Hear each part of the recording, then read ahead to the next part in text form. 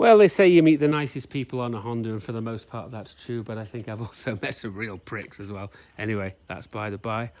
Honda, 1984 Honda CT110 Trail 110. Brief history lesson. Honda came out with the Passport in the early 60s. You know, you meet the nicest people on a Honda, that kind of thing. Everybody knows the story about the Boise, Idaho dealer who basically took all the plastic off and changed the sprockets and sold them to the hunting crowd for the kind of go anywhere bike. And then Honda went, oh, that's a good idea, and they made the Trail 90. I think the Trail 90 carried on all the way through to this. Went under a bit of a facelift in the late 60s when the first ones had that little kind of like cantilever fork. It's a leading link fork or whatever, not leading link, but whatever it's called anyway. And then they went to a telescopic fork. And then, you know, by the time we got to 110cc, I'm guessing it's a bigger bore, but I don't know if the crank's different or stroker bore, I don't know. But it got to 110cc, and on this they also put transistor ignition, so CDI, so that's a nice not to have points. Still 6 volt though. Still 6 volt. And if you want to make it 12 volt, you could just change the rectifier regulator to make it output 12 volts instead of 6, and obviously change all the bulbs. So anyway, so let's see. Start the front. Well, we've got two 17-inch front wheels, and parts are hugely easily available for these things, by the way, because they get, some people call them the postie bikes. There's apparently the Australian Postal Service in the outback, where Crocodile Dundee lives, if he's still alive with his knife. They use these for mail delivery. So yeah. So this is a 110. Yeah, kickstart, 6 volt, 110cc, single cylinder, and with that engine that Honda have made and has been around for years, and they've literally made billions of them. They've flooded the planet with that engine. Let's see here. What else? God, I'm losing my thread today. Maybe because I got drunk last night. Okay, yeah, so anyway, the big thing, yeah, it's automatic, right? So it's got a 4-speed automatic. Early ones, I think Trail 90s might have had 3, but it's 4. So it's got a nice heel and toe shift, but basically it's 4 up or 4 back. And it's got no clutch, see? No clutch. So what you do is you ride it and then just kick it through the gears, and it's got a centrifugal or centripetal clutch that... that you don't have to engage. It engages by itself. So it's got 4 speeds. It's top speed of about, I've had it almost 50 mile an hour down a big hill, but generally 40 mile an hour is round about where you're going to get. You've got drum brakes back and front. So a little 4-speed box, and it also has high-low transmission. So that little button there, that little white button there is high or low, and you can put these in low mode. And actually, when it snowed here about 2 months ago, there was a lot of snow. It was like 2 foot snow, and I had it in low mode, and I was scooting around, which was quite interesting. Just a little carburetor. This one's actually got a $30 eBay special carburetor on it, not put on by me, but I did find it in the in some of the paperwork I got with the bike. So I guess it's evidence that those carburetors do work, although I believe the jets are a slightly different thread. But that's unconfirmed. Heard that from a friend of mine.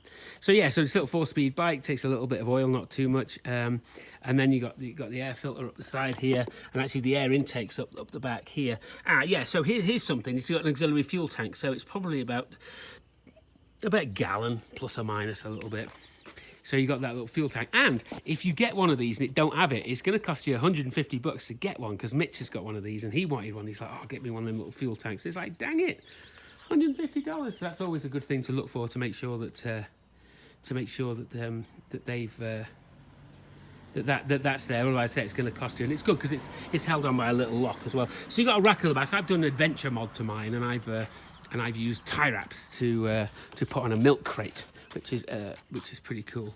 Yeah, 6 volt electrics, drum brakes. I mean, it kind of is what it is. Okay. So fuel tank lives under the seat there. So again, I don't know, gallon and a half, maybe 2, something like that. Did have to replace that. It wasn't venting, and so the bike was getting starved of oil. Nowhere to put your documents on this, so I've just taped them under here, because it does have a title. And the nuts thing is that these things at the moment, I got what I perceived to be a good deal on this, is I paid $1,500 for it out with the title. Although it was out of state, so I had to get a VIN check and all that sort of stuff. But these are going for $2,500, which is crazy. And Honda have just brought out the CT120 I, which is basically, an upgraded one of these, fuel injection, disc brakes, LED lights, all that good stuff. But every dealer only got one, and Greg said he could have sold his 100 times over. He's the guy at the local Honda shop, and Yeah, so the new ones are in short supply, and if the new ones do come in better supply, then presumably the price of these is going to drop. But not that affects me because I've got one and I don't need another. It's got these weak points on these bikes, telescopic forks. I actually poured about 75 cc's of pretty thick oil in both of them last night because it's hideously underdamped. And if you go to Dr. ATV, he will, which is a source for all these parts, he will sell you a fork anti-bottoming out kit for like $300, so that obviously that ain't gonna happen. But I just slung a load more oil in there. It's got that little Honda Speedo nacelle that goes up to 660 miles an hour. Good luck with that. It's also got this as well. So if you undo this lever, you can rotate the handlebars 90 degrees. So that way, if you want to stick it on the back of something, like on the back of a camper or something like that, you can go ahead and do that easy enough. So that's nice. You know, it's a nice bike. Like I said, they're quite sought after, and a few years ago they weren't. But obviously, you know, COVID and all that sort of stuff. I know these prices for these things have just gone through the roof. So not a lot to say about it really. One thing that I've kind of researched, and I'm not saying I've drawn a blank, but I've never got anything that like off the internet that left me like, oh yeah, this is how you do it. It's how to upgrade the performance. You can buy like a Lifan motor, like a 140cc Lifan motor, which is a Chinese-made motor that will bolt straight in, I believe. Not sure if there's big bore kits out there or easily off the shelf. There's bigger carburetor options. There's lumpier cams. But when you look at some of the videos on the internet and the YouTube and stuff, I don't know how much difference all that stuff makes. And so I was thinking, how can I squeak a bit more power out of this? You know, make it hit 50 mile an hour on the flat. And I kind of concluded that you can buy a Mikuni carb. And there's a Mikuni carb on eBay for about $35, and they swear it's a genuine one, and it can't be. It's like a little VM22. But maybe you could do that with the, you know, maybe you could put a pipe and a K&N filter in a bigger carb. I don't think I'm gonna try it. I'm gonna leave this as is. So I had two of these actually, and because some friends of mine were gonna come over and we're gonna do the Colorado backcountry discovery route on them. But COVID screwed us of that. So I sold the other one to my mate Josh, and he's about 100 pounds heavier than me.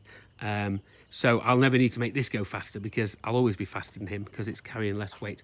Nice silencer on these. There is a baffle in there, and I don't know if that comes out. I might debaffle it. I don't know. Probably not.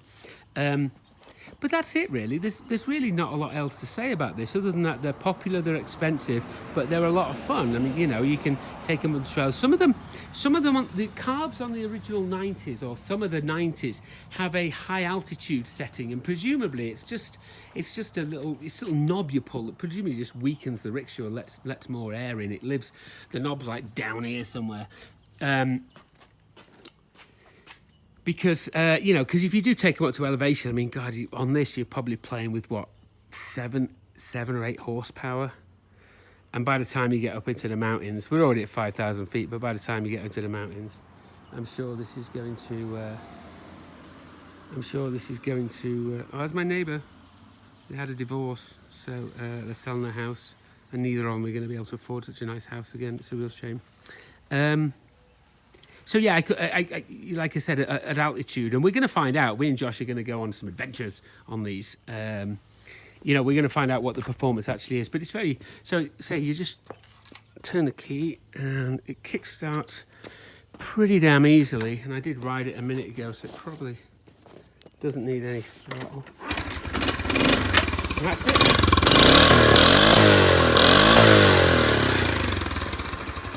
And it should start. It just, you know. Yeah, I mean, that's it. And, you know, and all the usual rules apply when buying one of these. You know, if it runs nice and idles nice and doesn't smoke and looks good, it probably is. There's plenty of information on the internet. So there's DRATV and some other websites that you can buy.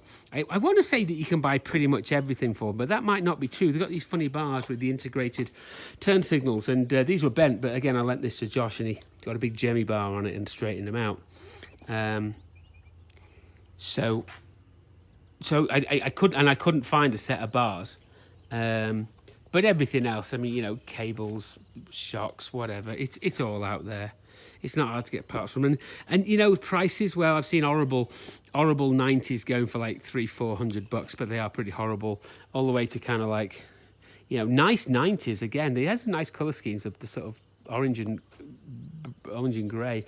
They could be up to say $2,500, and they'd say this is. I could probably sell this quite easily for $2,500 to somebody. Now here's a mystery, right? Maybe you can help me solve it. But on a Honda, suddenly I've noticed on this NC that they started putting the turn signal at the bottom and the horn in the middle, and the horn's always been at the bottom. And it's the same on Josh's Africa Twin. It's not the same on the Blackbird. I just don't know why would you do that?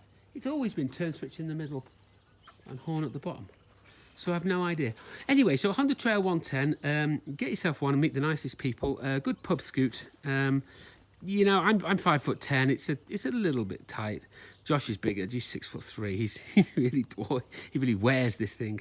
But yeah, nice little bike. No huge issues. Probably, you know, not so cheap to buy, but for what it is in my mind. But easy enough to keep running and repair. So. Oh, one thing on some of the earlier 110s, they didn't have that. I think 82, maybe 81. I think this is correct. I'm not 100% sure, but I think they missed off the high-low ratio, so they didn't put it on those, and then maybe people moaned they brought it back. I don't know what the backstory is there, but yeah. If you're looking at one of these, make sure. Well, I say make sure. It's probably better if it's got the. It's probably better if it's got the 110. If it's got the little dual ratio box there. So there you go anyway. So 1984 Honda CT110 recommended.